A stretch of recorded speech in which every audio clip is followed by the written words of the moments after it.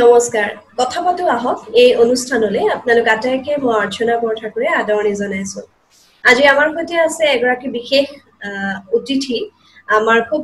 মৰমৰ শ্ৰদ্ধাৰ সাংবাদিক গল্পকাৰ ঔপন্যাসিক ৰত্না ভৰালী তালুকদাৰ ৰত্নাবা আমাৰ অনুষ্ঠানলৈ আদৰণি জনাইছো ধন্যবাদ ৰত্নাবা আপোনাৰ বিষয়ত বিভিন্ন ধৰণৰ প্ৰশ্ন মোৰ মনৰ মাজত থাকে বিভিন্ন সময়ত আমি কথাও পাতিছো কিন্তু মই আজি এনেকৈ আনুষ্ঠানিকভাৱে কথা পাতিবলৈ লৈ মই অকনমান জুকিয়াই চাইছো যে মই কোনটো বিন্দুৰ পৰা আসলে মই আৰম্ভ কৰিম আৰু গৈ গৈ মই এটা বিন্দু যিটোৰ জৰিয়তে আসলে মই হয়তো ৰত্না ভৰালী তালুকদাৰ মানুহগৰাকীক চিনি পাইছো গল্পকাৰ নহয় মানুহগৰাকীক চিনি পাইছো সেই বিন্দুটোৰ পৰা সেই পইণ্টটোৰ পৰা মই কথাখিনি সুধিবলৈ ভাল পাম যদিহে আপোনাৰ অসুবিধা নহয় নিশ্চয় গোষ্ঠীগত সংঘৰ্ষ এই শব্দটোৰ লগত অসমীয়া সমাজখন বেছ কিছুদিন আগলৈকে যথেষ্ট পৰিচিত আছিল পৰিচিত মানে ধৰি লওক এনেকুৱা ধৰণৰ কথা সেইটো আসলে পৰিচয় বুলি ক'ব নোৱাৰি শুনিছিল মানুহে হয়তো দেখিছিল আৰু বুজিছিল কিমান সেইটো মই নাজানো কিন্তু আপুনি বুজি পাইছিল বা বুজি পায় আপুনি সেই গোষ্ঠীগত সংঘৰ্ষ বিষয়টোক আপুনি বহুত সময়ত এনেকুৱা লাগে মোৰ কলিজাত আপোনাৰ যেন লেটি লৈ থকা এটা কথা আপুনি এনেকুৱা ধৰণে সেই বিষয়টো সোমাই গৈছিল এগৰাকী সাংবাদিক হিচাপে আপুনি জড়িত হোৱাৰ পিছত এগৰাকী মানুহ হিচাপে সেই বিষয়টোক আপুনি ধাৰণ কৰিছে আৰু আপুনি বিভিন্ন সময়ত সেই বিষয়টোৰ হকে আপুনি থিয় দিছে যে এই বিষয়বিলাকৰ জৰিয়তে যিবোৰ সমস্যা যিবোৰ যন্ত্ৰণা সৃষ্টি হৈছে সেই বিষয়বিলাক সেই কথাবোৰ নোহোৱা হওক কিদৰে নোহোৱা হ'ব তাৰ সমাধান সূত্ৰও আপুনি বহু সময়ত বিচাৰিছে মই সেই কথাটোৰ পৰা আৰম্ভ কৰিব বিচাৰিছো সেই জ্বলন্ত সময়ছোৱাত কিমান সাহসেৰে গৈ সেই ঠাইবিলাকত আপুনি সমল বুটলি ফুৰিছিল আপোনাৰ ৰিপৰ্টিঙৰ সময়ত কিন্তু তাৰ পিছত আপুনি সেই মানুহবিলাকৰ মাজত আপুনি সোমাই গ'ল মানুহবিলাকৰ মাজৰ পৰা তেওঁলোক উঠি আহি আপোনাক নিজৰ মানুহৰ দৰে ভাবিবলৈ আৰম্ভ কৰিলে সেই গোটেই সময়খিনিৰ অভিজ্ঞতাখিনিৰ বিষয়ে মই অকণমান আপোনাক জানিব বিচাৰিছো হয় যথেষ্ট মানে গধুৰ বিষয়ৰ পৰাই আমাৰ আলোচনাটো আৰম্ভ হৈ গ'ল সঁচাকৈয়ে গোষ্ঠী সংঘৰ্ষবোৰ আচলতে আমাৰ সমাজ জীৱনত এনেকুৱা কিছুমান চেকা যে আৰু এনেকুৱা কিছুমান আঘাত যে সেই আঘাতবিলাকত মানে মলম সানি আমি শেষ কৰিবলৈ পৰা নাই এতিয়াও ইমান অবিশ্বাস আৰু ঘৃণাৰ জন্ম দি দিলে আচলতে যদিও মই সাংবাদিক হিচাপে গোষ্ঠী সংঘৰ্ষৰ আক্ৰান্ত অঞ্চলবিলাকলৈ গৈছো 90 দশকত বা 2005 চনত মই বিশেষভাৱেই গৈছো কিন্তু মই সৰুতেই দেখিছিলো আমি অসম আন্দোলনৰ সময়ত কিছুমান তেনেকুৱা ঘটনা ঘটিছিল কপুৰ নেলি মোৰ ঘৰ মাজুলীত মই জন্ম হৈছিলো তাতেও এখন নেপালী গাঁও জ্বলাই দিয়া হৈছিল আমাৰ ঘৰখন মাজুলী কমলাবাৰী যিখন হস্পিটেল তাৰ কাষতে আছিল তেতিয়া সেই তেওঁলোকক অনা হৈছিল মৃতদেহো অনা হৈছিল তেতিয়া মোৰ দেউতাৰ চকুত মই চকু পানী দেখিছিলো যি নিজে আন্দোলনটো সমৰ্থন কৰিছিল তেনেকুৱা কিছুমান আঘাত আমি দেখিছিলো আৰু গহপুৰতো তেনেকুৱা কিছুমান ঘটনা ঘটিছিল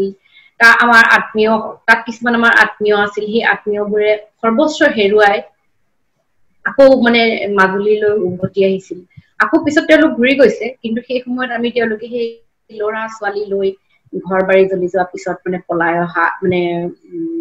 মোটামুটি ভাৱে খোজকাঢ়িয়ে গুচি আহিছে কিছুমান চাইকেলত আহিছে যেনেকে পাৰিছে গতিকে সেই কথাবিলাক আমি দেখিছিলো সেই সময়ত তাৰ পাছততো বহুত ঘটনা ঘটি গ'ল বিশেষভাৱে 90 দশকত আমি আটাইতকৈ বেছিকে দেখিলো যে কোকৰাঝাৰ জ্বলি গ'ল 9 লাখ মানুহ আছিল কোকৰাঝাৰত 3 লাখ আশ্ৰয় শিবিৰবিলাকলৈ উঠি আহিলে 97 চনত মই প্ৰথম কোকৰাঝাৰত গৈছিলো তেতিয়া আমি আশ্ৰয় শিবিৰবিলাকত গৈছিলো সেই সময়ত কোকৰাঝাৰ কিন্তু একেবাৰে মৰি খালি তাত স্কুলবিলাক সম্পূৰ্ণৰূপে বন্ধ আছিল চৰকাৰী যি অফিচ মানে কাছাৰী সকলোবিলাক বন্ধ একো খোলা নাই মানুহবিলাক ৰাস্তাত মানুহ নাই বাটে পথে কোনো মানুহৰ মানে জনপ্ৰাণীহীন আমি যেতিয়া গৈছিলো এম্বেছাডৰ এখন লৈ মানে জি নিউজৰ সাংবাদিক আছিল মঞ্জাৰ আলম, মোৰ বন্ধু আৰু মোৰ হাজবেণ্ড সুশান্ত তালুকদাৰ তেওঁ আছিল, মই আছিলো, আমি একেলগে গৈছিলো এম্বেছাডৰ এখন ভাড়া কৰি। তাৰপাছত আমাক পুলিচে কৈছিল যে যিমান সোনকালে পাৰে ইয়াৰ পৰা ওলাই যাওক। মানে আমাৰ গাড়ীখনৰ বাহিৰে ৰাস্তাত আৰু কোনো গাড়ী নাছিল। তেতিয়া আমি সেই আশ্ৰয় শিবিৰবিলাকত যাওঁতে একেবাৰে ৰাতিপুৱাৰ দৃশ্য এটা মই কেতিয়াও নাপাহৰো। সেই ল'ৰাবিলাকক, সৰু সৰু ল'ৰা ছোৱালীবিলাকক লাইন পাতি বহুৱাই লুঠুৰি খাবলৈ দিছে। লুঠুৰি বুলি ক'লে আমি সাধাৰণতে পিঠাগুৰি সিজোৱা বুলি ভাবিছিলো, পিঠাগুৰি সিজাই দিয়ে গাখীৰত বা পানীত চেনি দি, কিন্তু তেওঁলোকক সিজোৱা ময়দা কিছুমান দিয়া হৈছিল, তাত চেনিও নাছিল। এনেকুৱাকে তেওঁলোকে খাবলৈ বহিলে ল'ৰা ছোৱালীবিলাকে, একেবাৰে কাপোৰ কানি নাই গাত, এনেকুৱা ধৰণৰ এখন ছবি দেখিলো, ভয়ানক ছবি। আৰু এতিয়া তেনেকুৱা ছবিবোৰ দেখি দেখি মানে শৰীৰত সেইবিলাক মানে হজম হৈ গৈছে, মানে এনেকুৱা হৈছে পিছৰ ফালে, তেতিয়া হোৱা নাছিলে। তাৰ পাছত দেখিছিলো সেই ল'ৰা ছোৱালী বিলাকে কোনোবাই ধেনুকাৰ বনাইছে, কোনোবাই AK-47 মানে কাঠৰ বনাইছে, খেলিছে আৰু কেম্পৰ ভিতৰত, তেনেকুৱা বিলাক দেখিলো। আৰু তাৰ পিছতো আমি কিন্তু কোকৰাঝাৰত গৈছো, যেতিয়া বড়ো সাহিত্য সভাৰ অধিৱেশন হৈছে, তাতেও এটা বেলেগ ৰূপ, বহুত ৰাতিলৈকে সেই উগ্ৰপন্থী মানে কাৰুকাৰ্যবিলাকৰ ভিতৰতে ক'বলৈ গ'লে তেওঁলোকৰ গাড়ীতে আমি গৈছো, অধিৱেশন আমি চাইছো। চাৰিওফালে বন্দুকৰ মানে হেৰি মাজত মানে এই অধিৱেশন বিলাক হৈছিল, নাচ গান বিলাক হৈছিল, গুৰুত্বপূৰ্ণ সিদ্ধান্ত হৈছিল ভাষাৰ সম্পৰ্কত। তাৰ পাছত কিন্তু মানুহ আছিল ৰিলিফ কেম্পত। তাৰপাছত 2005 চনত যেতিয়া মই গৈছিলো,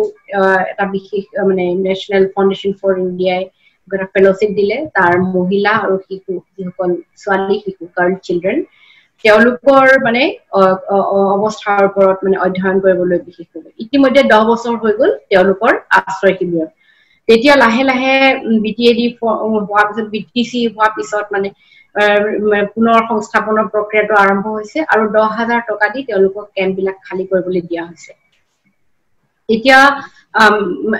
আচৰিত হৈ গৈছিলো যে তেওঁলোকে কৈছিল যে এহাল গৰু কিনিবলৈ হলেও আমাক এতিয়া 14-15 হাজাৰ টকা লাগে, 2005 চনৰ কথা। কিন্তু আমি এতিয়া ঘৰখন সাজিবলৈ 10 বছৰ মানে কেম্পত থকা পিছত আমি 10,000 টকা পাইছো। এতিয়া সেনেকুৱা ধৰণৰ কথাবিলাক দেখিলো। আৰু আমি দেখিলো দালাল বিলাকে নিজৰ গোষ্ঠীৰ, নিজৰ জনগোষ্ঠীৰ মানুহেই কিন্তু দালালৰ ৰূপ লৈ তেওঁলোকৰ এই 10,000 টকাটো কিন্তু তেওঁলোকৰ পৰা লৈ গ'ল। বেলেগৰ গোষ্ঠীৰ, যি গোষ্ঠীৰ মাজত তেওঁলোকৰ কাজিয়া লাগিলে, সেই গোষ্ঠীৰ মানুহে আকৌ মৰম কৰি মানে নিজৰ মাটিত বহিবলৈ দিছে, কাৰণ সাধাৰণ মানুহৰ মাজতো কাজিয়া নাছিল। এটা সময় এনেকুৱা হল যে কেম্পৰ পৰা সকলোৱে খালী কৰি যাব বিচাৰিলে কেম্প। তেনেকুৱাকে আমি দেখিলো যে ইমান বেছি বিভিন্ন তৰপৰ ওপৰত তৰপ, শোষণ আৰু বঞ্চনাৰ, দিল্লী এনেকুৱা ঠাইবিলাকৰ পৰা, পাঞ্জাব কিছুমান মানে প্লেচমেন্ট মানে এজেঞ্চি বিলাকৰ কাৰ্ড বিলাক মানে খুব সুলভ আছিল, ছোৱালী বিলাকক তেওঁলোকে লৈ গৈছিল, ল'ৰাবিলাককো নিছিল, বিশেষকে ছোৱালী বিলাকক নিছিলে। আৰু এনেকুৱা মই প্ৰথম দেখা পাইছিলো সেইবোৰ, যে ট্ৰেফিকিং কেনেকে হয়। তেতিয়া মানে কি হয়, কিছুমান ছোৱালী তেওঁলোকে পঠিয়াইও দিয়ে, খুব ষ্টাইল কৰি একেবাৰে হিল চিল পিন্ধি মানে সেই কেম্প বিলাকত ঘূৰি ফুৰে। তেতিয়া কেম্পৰ ছোৱালী বিলাকে ভাবে যে সিহঁতি খুব ভালকে তাত আছে, আকৌ তেনেকে ৰিক্ৰুইট হৈ যায়। আৰু গৌৰতী বেগ বুলি এগৰাকী মহিলা মই দেখিছিলো, তেওঁৰ আদিবাসী মহিলা হয়। তেওঁৰ মানে পতি মানে এই সংঘৰ্ষত ঢুকালে। তাৰপাছত তেওঁ কেম্পত থকা সময়ত তেওঁ আৰু এজন পতিৰ লগত বিয়া হল। আগৰ পতিৰ ফালৰ পৰা ছোৱালী এজনী আছিল, এই ছোৱালীজনী মানে দালাল মানে তেনেকে লৈ যাবলৈ আহিলে। আৰু এই পিছত যেতিয়া বিয়া হল, তেওঁৰ এটা সন্তান, ল'ৰা সন্তান আছিল। এতিয়া মাকৰ মানে মূৰত চিন্তাটো সোমাল যে ল'ৰাটো যেনে তেনে পঢ়ুৱাব লাগে, সেইকাৰণে ছোৱালীজনী এই দালালৰ হাতত তুলি দিছিল। তেতিয়া আমি যেতিয়া গম পালো, ইতিমধ্যে কিছু মানে সচেতন হবলৈ আৰম্ভ কৰিছিলে মানুহ, পুলিচে খবৰ পালে আৰু এই দালালজনক থানালৈ লৈ গ'ল। খুব সংক্ষেপতে কৈছো। তেতিয়া সেই সময়ত মই কোকৰাঝাৰতে আছিলো, আৰু মানুহ গৰাকীৰ ওচৰত মই গলো, মাক গৰাকীৰ ওচৰত। তেতিয়া মই ভাবিছিলো যে ছোৱালীজনী দালালৰ হাতৰ পৰা ৰক্ষা পৰিছে, ট্ৰেফিকিং মাকৰ খুব ভাল লাগিছিল চাগে, মাকৰ খুব ভাল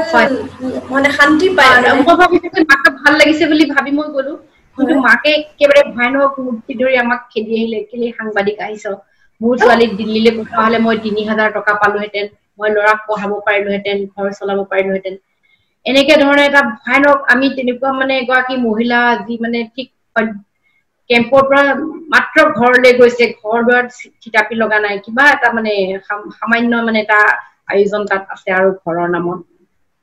আৰু তেওঁলোকে খুব চিমলু আলু খেতি কৰে, এই চিমলু আলুৰ গছবিলাক আছে, চিমলু আলু খাই নহয়।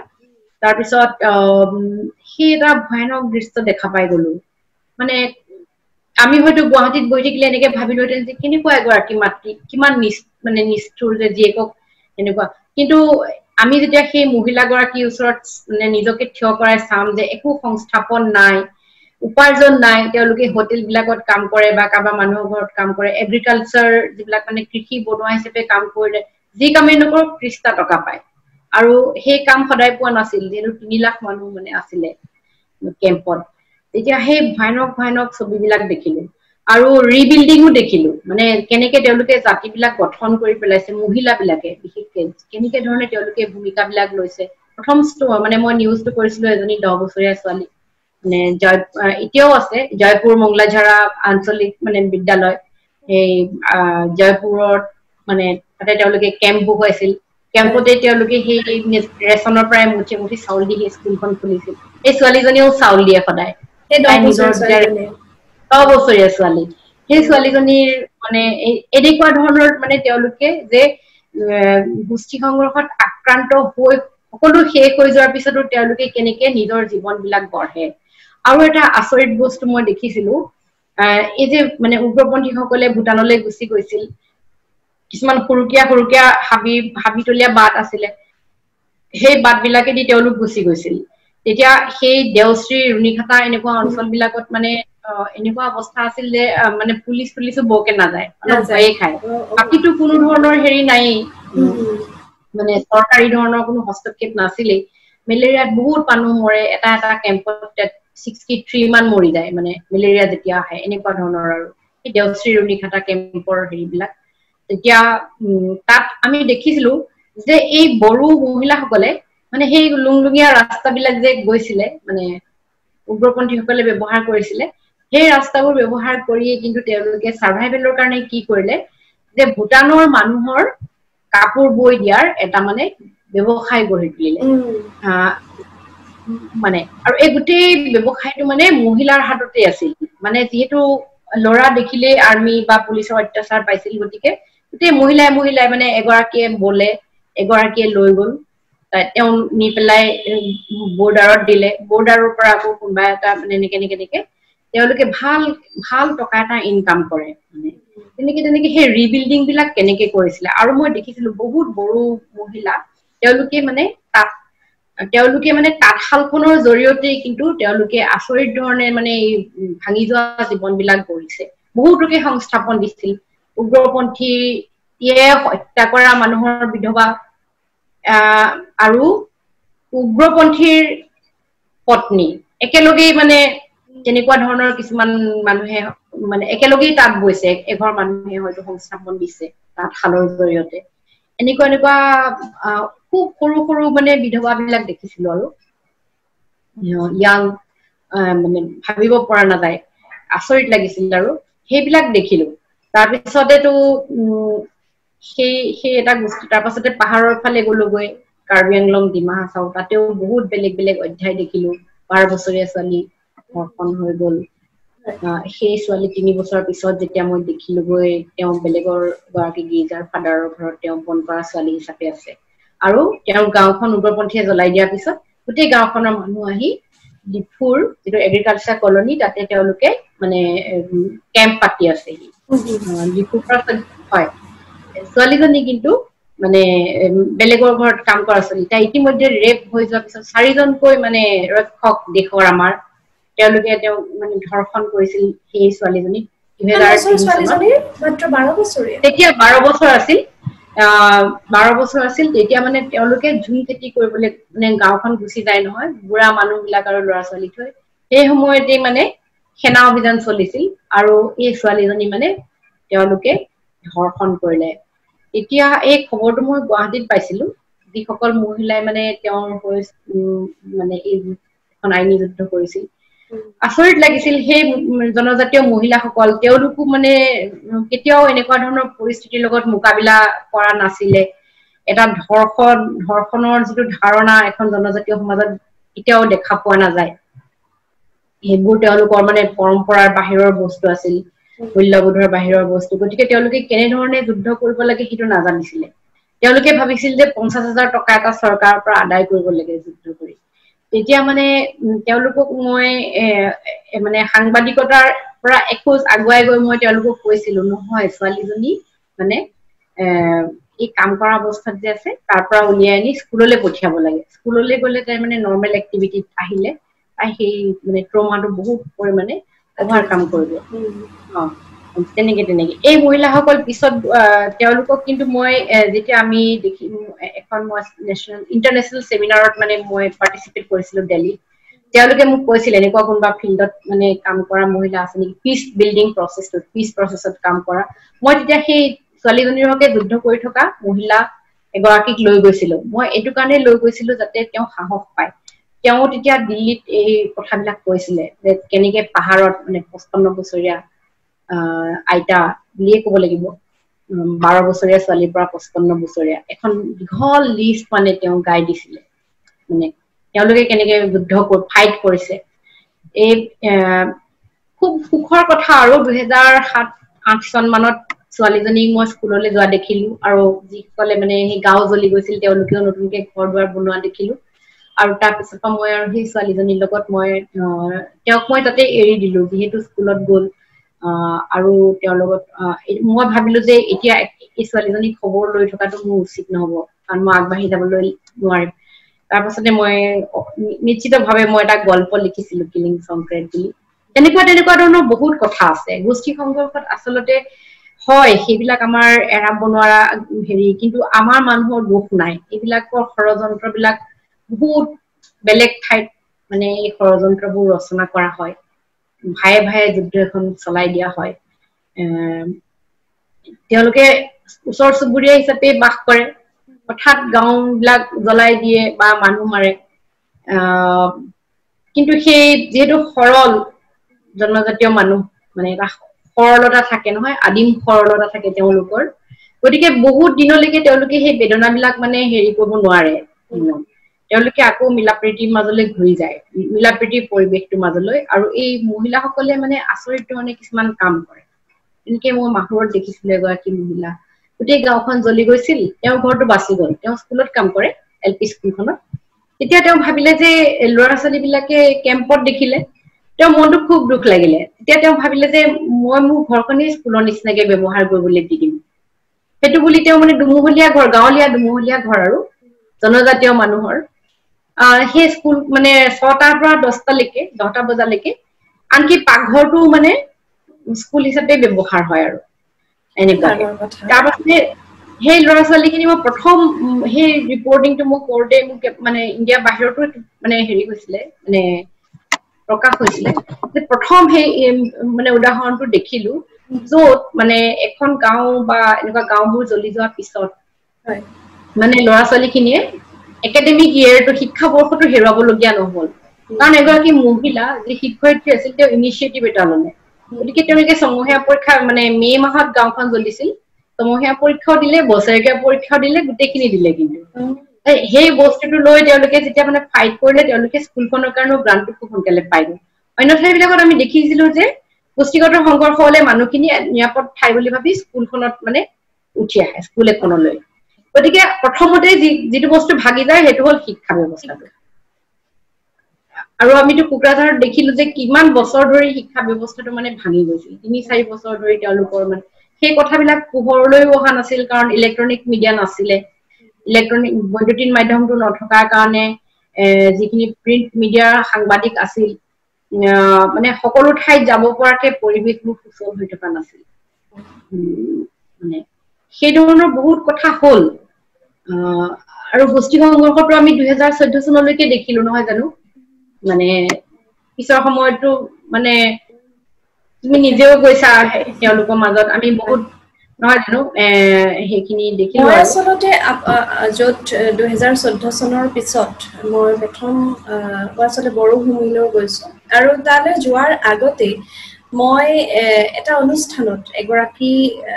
কিশোৰী তেওঁ মোক কৈছিল আপুনিতো চাগে কেতিয়াও আমাৰ ঠাইবিলাকলৈ যোৱা নাই আৰু কেতিয়াও চাগৈ নাযায়েই আমি নিজকে কেতিয়া অসমীয়া বুলি নকওঁ আমি অসমীয়া নহয় আমি বড়ো আৰু এই ছোৱালীজনীৰ ঘটনাটো অকমান সুকীয়া ধৰণৰ তাই দেউতাক এই সন্ধিয়া ঘৰলে মানে ছাগলীজনী অহা নাছিল ছাগলী বিচাৰি গৈছিল আৰু দুদিন পিছত তাই দেউতাকৰ মানে মৃতদেহটো হাবিৰ মাজত বিচাৰি পাইছিল বৰ নিষ্ঠুৰভাৱে হত্যা কৰিছিল গতিকে মই বুজি পাইছিলো সেই ছোৱালীজনী মনৰ পৃথিৱীখন কিমান ক্ষতবিক্ষত অৱস্থাত আছে কিমান যন্ত্ৰণাৰ মাজত থকা ছোৱালী আৰু তাই মোক তেনেকৈ কওঁতে মোৰ খং উঠা নাছিল মই আচলতে বুজি পাইছিলো তাই মনৰ মাজত লৈ থকা ক্ষোভখিনি এটা নিসংগতা মই উপলব্ধি কৰিছিলো মই যেতিয়া বৰভূমিলৈ গৈছো মই ৯৭খন গাঁৱত মানে আচলতে মৰি খালি নহয় জানো আমি ফিল্ডত যাওঁ আমি জানো তেওঁলোকে মানে বুকুৰ ভিতৰত এখন মৰি খালি তেওঁলোকে লৈ ফুৰে হয় মই সেই ৯৭খন গাঁৱত যেতিয়া মই কাম কৰিছিলো যেতিয়া মই সেই গাঁওবিলাকত ঘূৰি ফুৰো মই ৰত্নাবা আজি এটা কথা মুকলিকৈ কওঁ মই অনুভৱ কৰো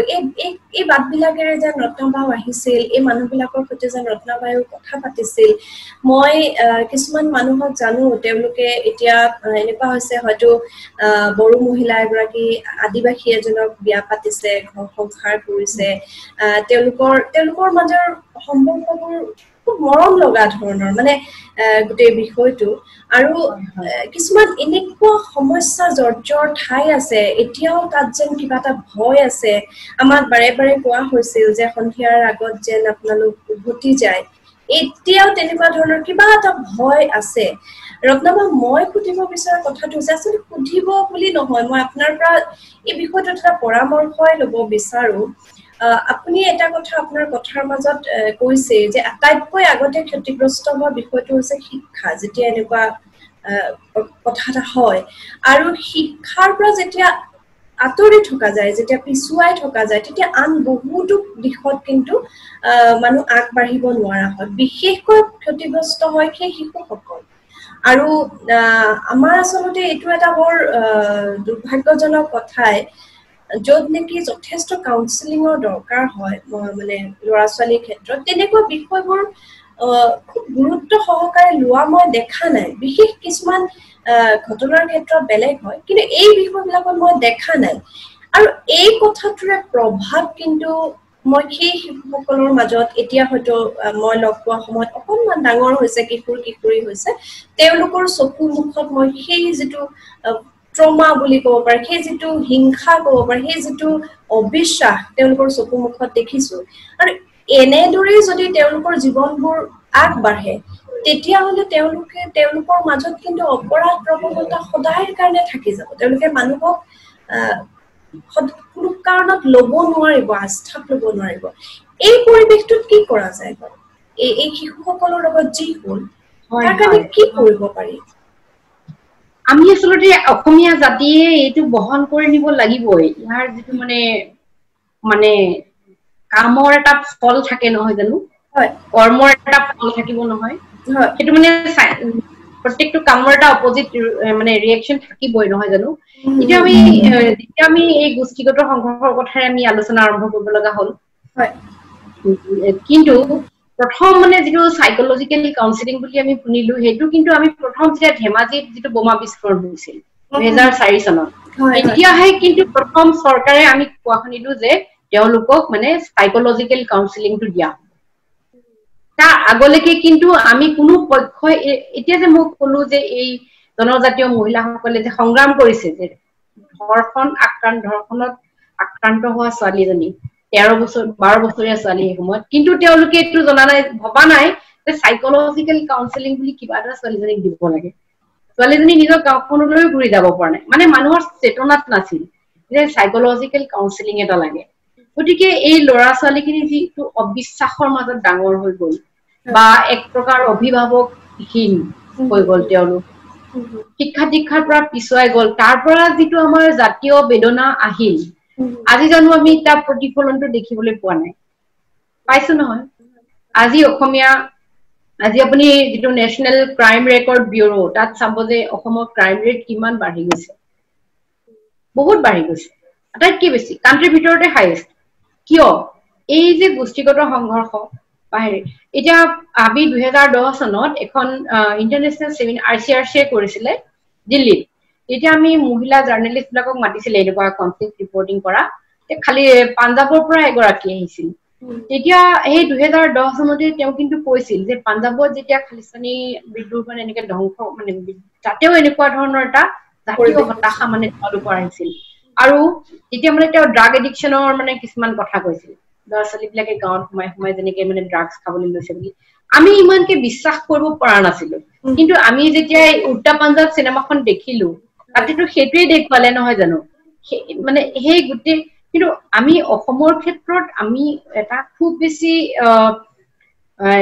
ইতিবাচকেই হওক বা নেতিবাচকেই হওক এনে এটা ঘটনা হ'ল যে 90 দশকৰ পৰা অসমৰ যিবিলাক যুৱক যুৱতী তেওঁলোকে কিন্তু বাহিৰলৈ কাম বিচাৰি ঢাপলি মেলিলে এই যে মানে আমি এতিয়া কওঁ যে গাঁওবোৰ খালী হৈ গ'ল বা আমাৰ অসমীয়া ল'ৰা-ছোৱালীয়ে কাম নকৰে বুলি কওঁ নহয় জানো কোৱা হয় আমি সোশ্যাল মিডিয়াত তেনেকুৱা এটা ডিবেট সাধাৰণতে চলি থাকে তেওঁলোকে কিন্তু ইয়াৰ অন্তৰ্নিহিত কথা কিছুমান মানে আওকাণ কৰে কেনেকে আওকাণ হৈ যায় এই যে ল'ৰা-ছোৱালীবোৰে সংস্থাপন বিচাৰি ওলাই গুচি গ'ল বা কিছুমানটো ট্ৰাফিকিঙৰ মানে ট্ৰাফিকিঙৰ সেই নেটৱৰ্কিঙৰ বলি হৈ গুচি গ'ল ন তেওঁলোকৰ আৰু বহুতৰ আৰু আজিকালি তেওঁলোকৰ ট্ৰেছ বিচাৰি পোৱা নাযায় আৰু যিসকলে এনেকে কাম বন বিচাৰি গুচি গ'ল এই যে 14-16 ঘণ্টা তেওঁলোকে ক'বাত সিকিউৰিটি গাৰ্ড ক'বাত হোটেলত ক'বাত মানে আমাৰ শপিং মলত পাৰ্লাৰ এনেকুৱা ধৰণৰ সৰু বা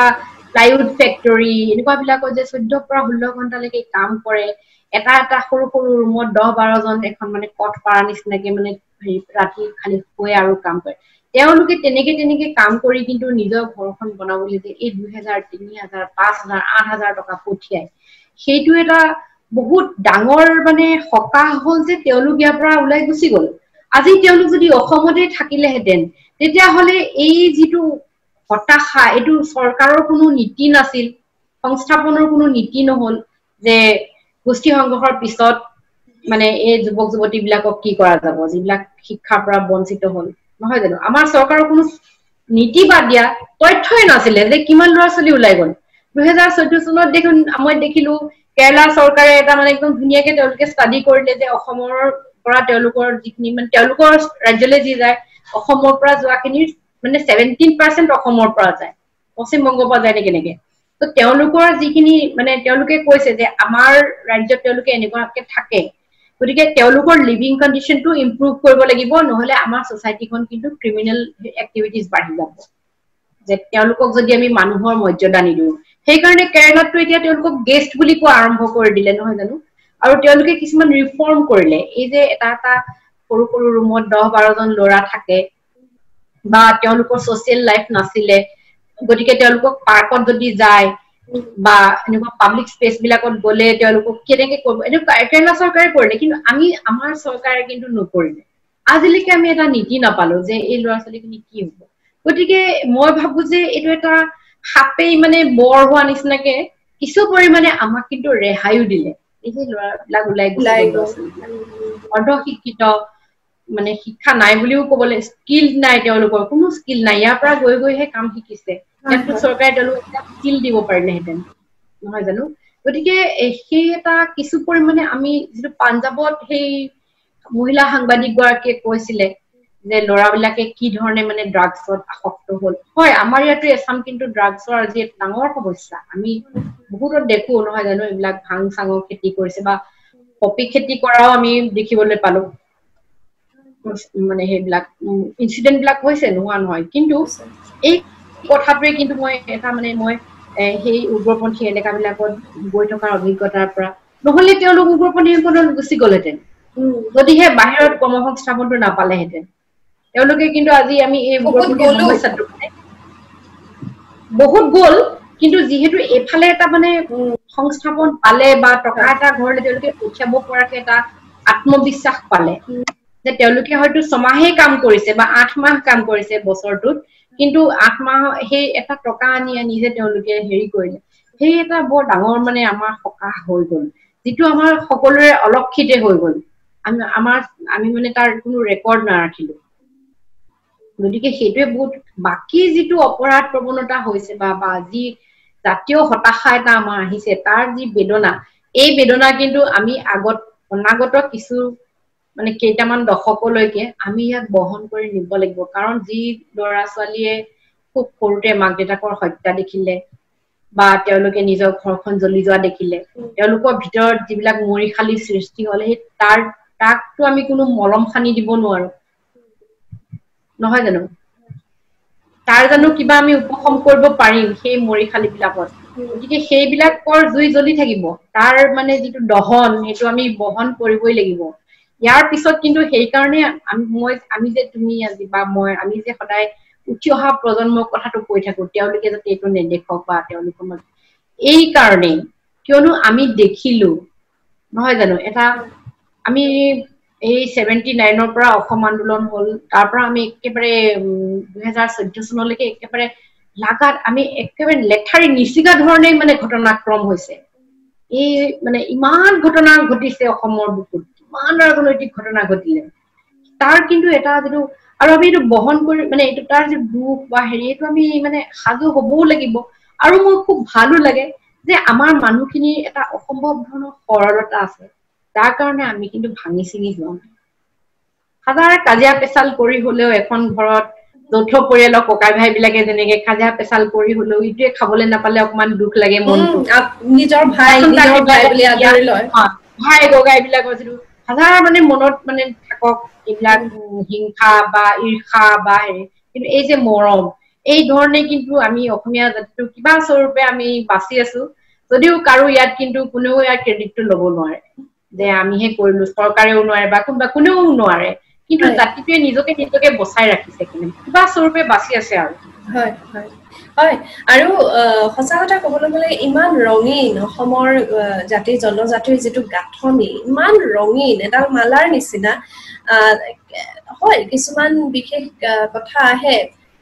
আমাৰো কিছুমান কথা এনেকুৱা থাকে যে আমি কিছুমান আৰোপ কৰিবলৈ বিচৰা নিচিনা প্ৰৱণতা আমাৰ মানে কিছুমান মানুহৰ নথকা নহয় এতিয়া ধৰি লওক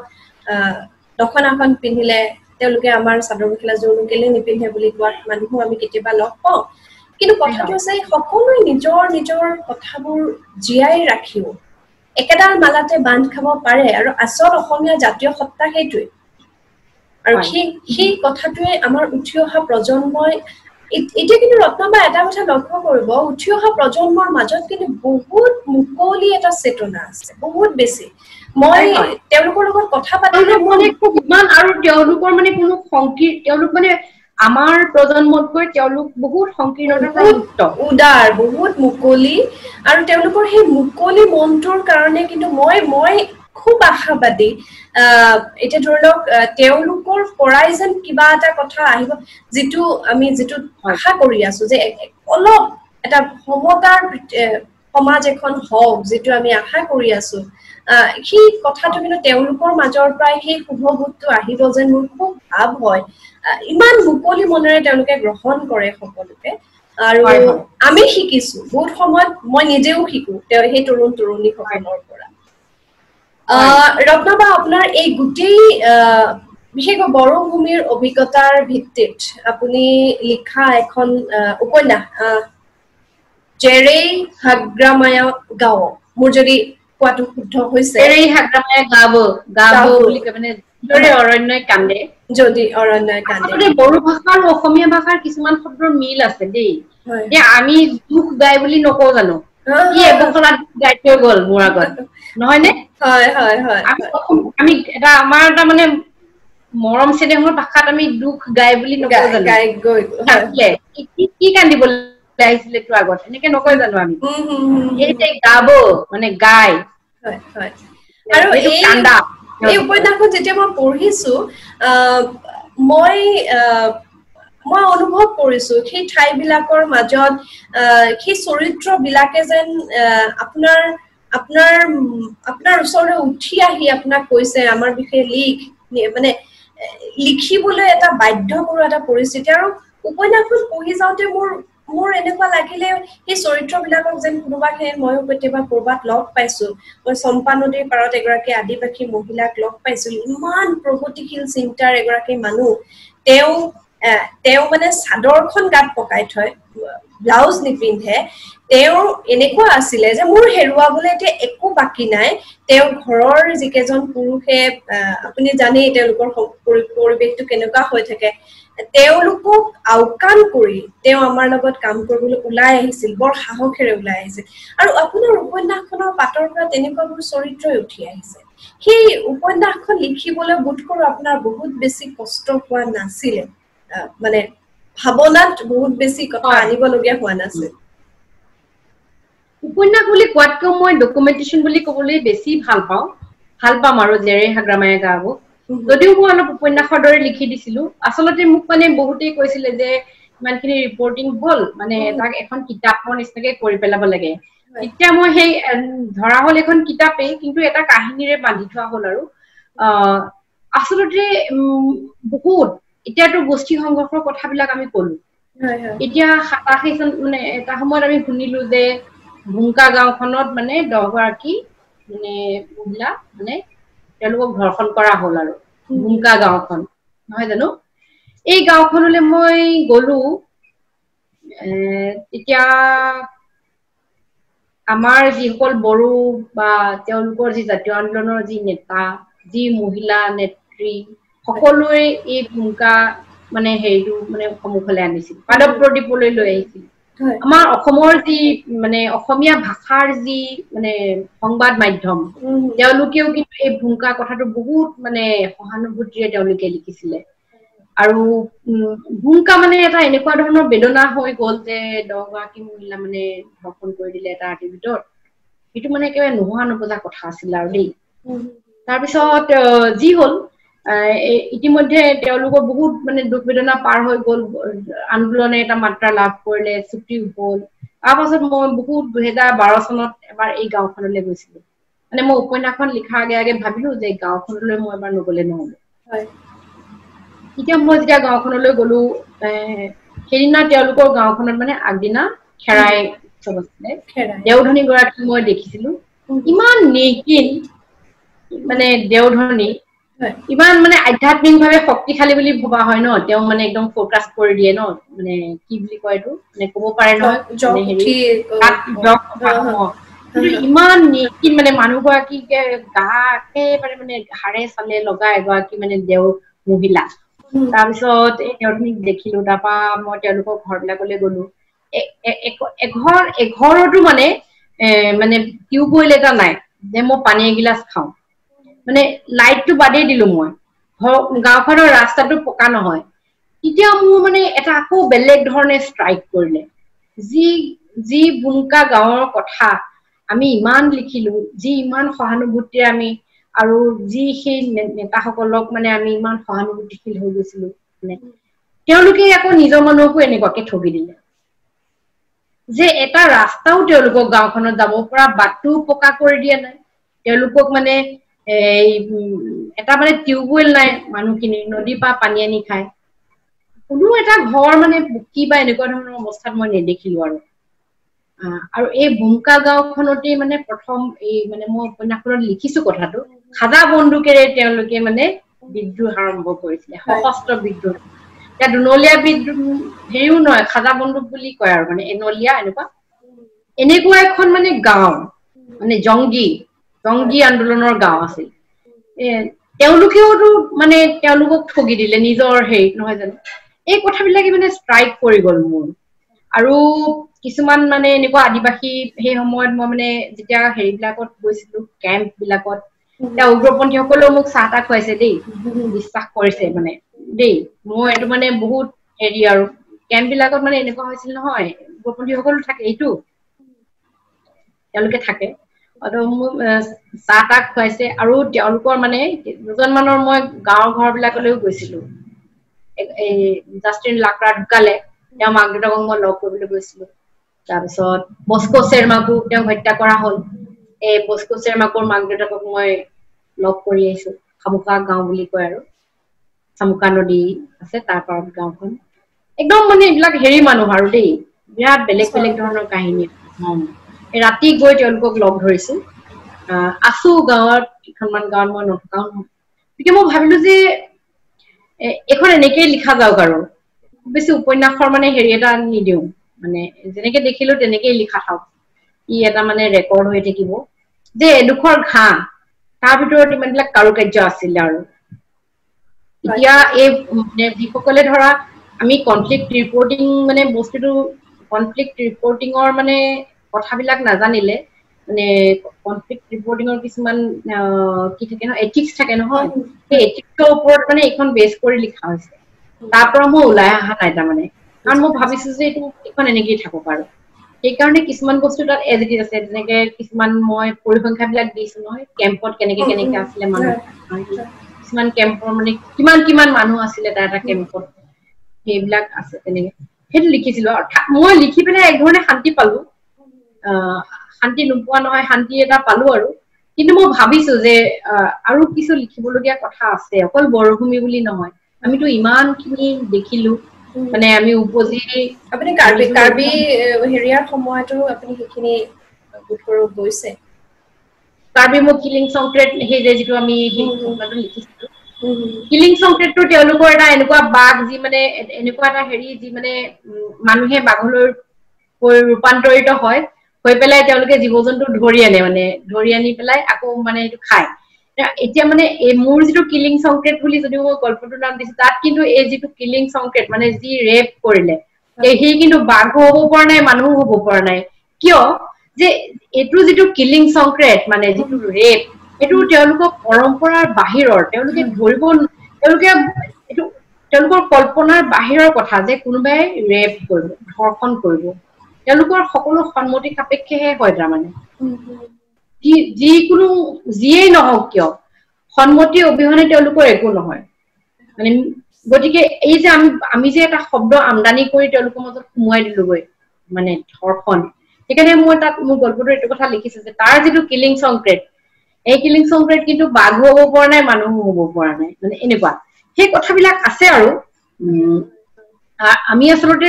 মানে যিটো আমাৰ কনফ্লিক্ট লিটাৰেচাৰটো আৰু বহুত লিখিব লাগিব বহুত কথা লিখিবলৈ বাকি আছে আৰু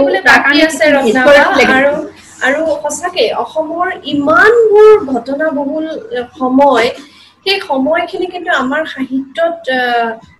বহু সময়ত এনেকুৱা লাগে বহুত বহুত বাদ পৰি ৰৈছে আচলতে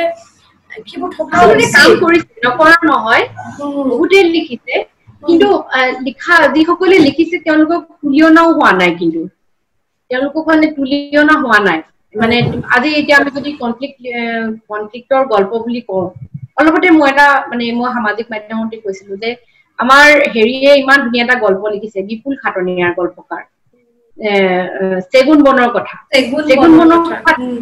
চেগুন বনৰ এইটো ইমান ধুনীয়া গল্প কিন্তু আমি কোনেও যেতিয়া আমি মানে কনফ্লিক্ট লিটাৰেচাৰৰ কথাবিলাক পাতো তেতিয়া কিন্তু এই গল্পটোৰ কথা আমি নাপাতো মানে আমি মুখৰ আমি কিছুমান হয়তো বহুত পাতলীয়া গল্প মানে উপৰুৱাকে লিখা গল্প কিছুমান আমি প্ৰমিনেন্সটো দিওঁ কিন্তু চেগুন বনৰ কথাটোত এনেকুৱা হৈছে যে এজন জনজাতীয় ল'ৰা তেওঁ টাৰলাংছত আহিব খুজিছে টাৰলাংছত মানে কাৰ্বিসকলৰ মানে যিটো যুৱ মহোৎসৱ হয় তাৰ কাৰণে তেওঁক এযোৰ কাপোৰ লাগে তেওঁৰ কাপোৰ নাই এই কাপোৰযোৰ কিনিম মানে গোটাবৰ কাৰণে তেওঁ মানে কি কৰিব হাবিলে গৈ এটা অজগৰ ধৰিব অজগৰ ধৰি তেওঁ মানে এই যে জীৱ জন্তু বিলাকৰ যিটো চোৰাং ব্যৱসায় তাহাঁতকে এইটো অজগৰটো তুলি দিব আৰু পইচাখিনি পালে কাপোৰে তাৰপিছতে আহিব কিন্তু ইমান মানে তাত মানে জনগোষ্ঠীয় যিটো সততা তাত ইমান ধুনীয়াকে দেখুৱাইছে অৱশেষত ই যদিও ল'ৰাজনে মানে অজগৰ সাপডাল ধৰিছে কিন্তু এৰি দিছে তেওঁ মানে তেওঁ এৰি দিলে তেওঁ মানে এইটো টুটিব নোৱাৰিলে মানে এই যিসকল চোৰাং ব্যৱসায়ী বা যাৰ লগত হয়তো উগ্ৰপন্থী সংগঠনো ক'ৰবাত জড়িত হৈ থাকে এনেকুৱা ইংগিত আছে গল্পত কিন্তু তেওঁলোকৰ হাতত সাপডাল তুলি নিদিলেগৈ নদীৰ পানীত এৰি দিয়াৰ পিছত অৱধাৰিতভাৱে এই ল'ৰাজনক আকৌ উগ্ৰপন্থী সংগঠনে ৰিক্ৰুইট কৰি লৈছে নিজৰ কাপোৰ দিছে মানে ৰিক্ৰুইট হৈছে উগ্ৰপন্থী কিয় অভাৱনীয় দুৰ্দশা অভাৱনীয় মানে ভোকৰ যন্ত্ৰণা পেটৰ যন্ত্ৰণা এযোৰ কাপোৰ কিনিবলৈ উপায় নাই মানুহৰ ইমান এটা মানে তাত ইমান এটা মানে মৰ্মন্তুদ কাহিনী আছে আৰু তাৰ যিটো কথন গল্পটোৰ মানে যেনেকে তেওঁ মানে কৈছে তাত সেই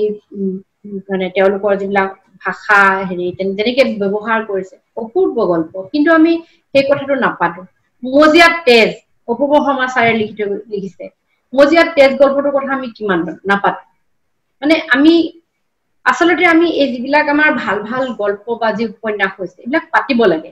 কিন্তু আমাৰ কি হয় সাহিত্যত আমি কিছুমান মানে এই যিবিলাক কথা হয়তো পতা উচিত